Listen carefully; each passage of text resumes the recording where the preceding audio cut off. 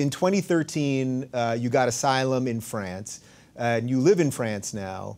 And that must have been an interesting time to move to France, because shortly after that was the Charlie Hebdo attacks. Now, you knew some of the cartoonists, right? You had worked with them a little bit. So can you talk about that?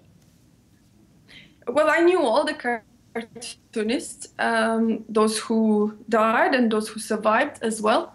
We were friends. We were really friends, and we spent a lot of time just together debating, discussing, and sharing. Well, we shared a lot of ideas, and to be honest, when I arrived to France, and after few of protests that we organized in France, and clearly stated our direct message, not message which is following all these demands of political correctness, you know, unnecessary political correctness. In Europe, Charlie Hebdo were the only one who were really on the same line with us, and we became really friends very, very soon. And we even made one issue of Charlie Hebdo together with FEMEN. And of course sometime we were spending reading to each other the threats that we were receiving and laughing, you know, and making fun of the fanatics who were spending time for writing those threats and, you know, writing their speeches, which they were reading, recording on our voicemails. And of course, losing your friends, not only friends, you know, not only friends, but ideological friends or brothers, if you want, was again something which, of course, is personally very hard and heavy lose, but also is something that reveals a lot and shows you that if you stop, then you will fail and your ideas will fail. I believe that maybe it will sound a bit odd, but even those cartoonists who died, who were killed, they didn't lose, and their ideas, you know, their ideas are not failure. They will always remain as winners, and those who continue to do what they believed in, and that what they believe in is the right thing, because they were not harming anyone. They were contributing to a very important things such as freedom of expression, and they were contributing to this, to keep and save the values of France as well, which is liberté, égalité, fraternité, which is, you know, sometimes today you think that it remains only on the buildings, written on the buildings, but not actually in life, not actually applied in life of society anymore. So Charlie Hebdo are heroes, a part of being friends. They are heroes. However, I should also mention that just the months before they were killed, they were racist, Islamophobes. You know, they were always named for being too much, for going too far, for offending. We all know that. Right, and just to be very clear, I know this has been said 1,000 times over, but they were not racist and they were not Islamophobes, which is a made-up word, by the way, but they were pointing out they made fun of everybody, and I think something like it's 3% of the covers were about Islam, but they equally attacked Christianity and Judaism and all the religions. It was about power. So they were making cartoons about the exact things that you were protesting in the streets. It was really kind of amazing.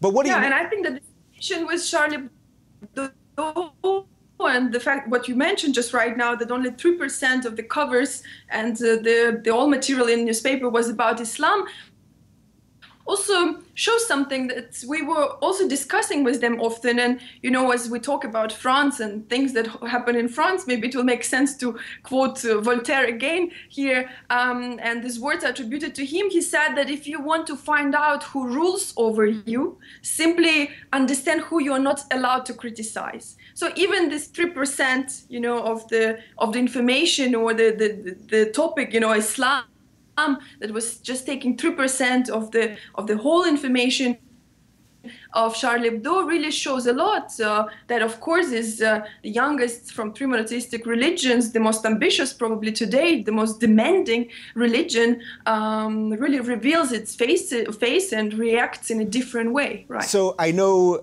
you've talked about the regressive left, and for me, Charlie Hebdo was the beginning of my awakening, which happened over the course of the next year or so. But what do you make of the group of people, and we had plenty of them here in the United States, and I'm sure you had plenty of them in France as well, people on the left, people that are for women's rights and for gay rights and for minority rights, that suddenly when it came to what happened with Charlie Hebdo said, you shouldn't have, you shouldn't have made fun of the cartoons. You shouldn't have done these cartoons, talked about the prophet, whatever it is. People who otherwise are totally for free speech and free expression, suddenly they're not in this case. So what do you make of those people, and how pervasive is that idea in France these days? Well, you said that it all started for you after Charlie Hebdo. I think that it became so visible in France as well after Charlie Hebdo, and recently also after Cologne attacks in Germany, which we can also discuss not only leftist but also feminist reaction or feminist non-reaction. So I think that, it's after these events, we could see this, fraction of leftists who would deny the essential problem, who would be scared to talk about the roots of the problem, who will be willing not to talk about Charlie Hebdo killers as people with guns and not discuss their ideas and not discuss what they were screaming while shooting our friends, what they were in the name of who they committed these atrocities and what made them believe and that they have to do that. So I think that this is something again which of course brings Europe in a very big danger, and especially the values of Europe in a very big danger. And therefore, I say that sometimes walking in Paris, I read these three words, the slogan of French Revolution, and I understand that this is very far from reality today, from the society. And of course, you hear the leaders, the leftist leaders here who try to, make speeches to defend freedom of expression and make of Charlie Hebdo heroes. Because they're journalists who fell down, but they do not want to discuss for which ideas they failed, for which ideas they were killed. So many of them, of course, do it out of fear, but very different fear. There is a very big fear to have similar speech to right wing, similar speech to actually xenophobes and racists, right? Such as Front National with Marine Le Pen here in France. Therefore, leftists decided to take this very ridiculous, again, intellectually dishonest position, such as denying their roots and the essential problem in this situation. And I think this way they betray also the ideas of Charlie Hebdo, obviously. Of course. And of course, so at the end, the result is that it's only extreme right wing, the racists, the xenophobes, who are speaking out, actually. Yeah, and this is what I've said repeatedly here, is that we on the left have to deal with this, because if we don't, and this is exactly what your piece in the International Business Times was about, if we don't deal with the regressive left, then who do we hand it to? The racist right.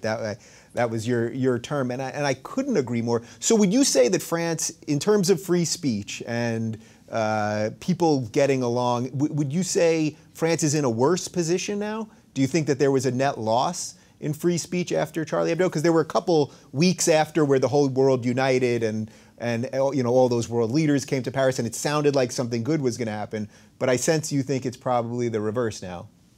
Well, again, there are so many aspects to discuss here. This manifestation that happened after 11th of January was ridiculous. And the cartoonists who survived, Luz, for example, who made the next cover with Mohammed, with Prophet crying, we were laughing with him. It's again, true parody. It's true parody. We were laughing because in front of him, there was a line of all the enemies of ideas of Charlie Hebdo, and they were marching. Again, this event was so full of hypocrisy. Yeah. Because in fact, they were marching, at least this front line, were marching not for the right ideas. They were pretending. They were, yeah, it was fake. I'm not talking about the million of people who Right. came out, but I'm talking about this front line, which was totally ridiculous. And what happened after? There were so many events dedicated to discussion of free speech, which were which were cancelled by the government, by police, in order to, for security reasons. Events in which me myself was supposed to participate, so many of them were cancelled.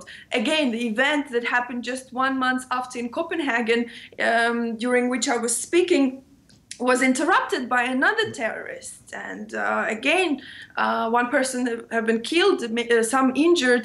So this wave, again, I think that we failed after Charlie Hebdo. We failed with all these ridiculous things, such as inviting actually the representatives of those who are feeding the terrorists, those who feed these ideas that are, well, actually cannot coexist with ideas of freedom of speech. Inviting them to Paris to march for ideas of Charlie Hebdo is something that already showed that we will fail in this discussion. And I don't want to make a conclusion that we did fail, but I feel we are failing. Here in Europe, Europe is failing, European society is failing because they're not ready to face very uncomfortable, very unpleasant, but truth. They are not able to hear unpopular speech. And if freedom of speech is really about something, if liberty is really something, it's definitely about unpopular speech. It's about hearing, accepting this unpopular, uncomfortable speech. Yeah. And Europe is failing of doing that. So we only have a couple of minutes left, and I know we're just getting into the meat of this, so we're going to have to do this again where we can talk for much longer. But I hear you on the Europe part, and I get so much email now from the same people saying the same things in Denmark and in France and in Germany and Finland. All of these countries, people are saying the exact same things that you're talking about, and they feel that there's no faith in the government, that the governments are going to do the right things, and all of that. So let's end on this. So the Cologne event that happened in Germany, with this, it sounds like 1,000 men were running rampant throughout the city, and it's unclear if they were all immigrants or migrants or whatever it was. The reaction to that must have been particularly upsetting to you because it dealt with sort of the free speech stuff and bringing all these people in, but it also this was a direct assault on women. So it really went to everything that you care about. Was the reaction to that, because I saw feminists that were not defending the women. I suddenly saw feminists online, well-known feminists, that were saying, oh, this is just an excuse for the xenophobes, and white men do it too, and all of those things. So that one must have been particularly upsetting, right? Well, it was, yeah, of course, it was not only upsetting. I think that, yeah, today you look around and you see that those who were supposed to be your allies, those who are supposed to share with you the very fundamental values and stand for them, either keep silence or try to support actually your aggressors, the aggressors of women, just because of the fact it was reported that among the aggressors were men who looked like Arabic men or North African origin. Feminist silence. They didn't want to discuss what actually happened just because of fear of, again, having the speech of extreme right wing. And at the end, who appeared to be actual defenders of women, who were raped and aggressed after Cologne, were extreme right wing. Again, the platform was giving to them. So I think that to those people who write you emails and to people who write me as well a lot and who support, who feel who feel betrayed, sad by the situation that is going on today in Europe, by leftist reactions, by the reaction of the feminists, I think that we have to understand that to be sad is not enough. To be sad, makes people cry and stay at home and feel, alone. But what we have to be, many people don't like to face it, but what we have to be today, we have to be angry. Yeah. I think that anger brings people to action. Not hate, but anger. Anger for for the fact that your ideas are attacked, That's something very essential for your life and joy of life, which people have today here, opportunity to enjoy life today here in Europe. You have to defend it. And for that, you have to feel anger. Don't feel sad, feel angry. Act and defend your ideas, and don't let extreme right wing write your own history. Let's write it with our own beautiful liberal ideas. That's my message. Well, Inna, I don't even have to ask you a final question because you couldn't have ended this any better. You absolutely have an ally in me, and I'm sure in much of my audience.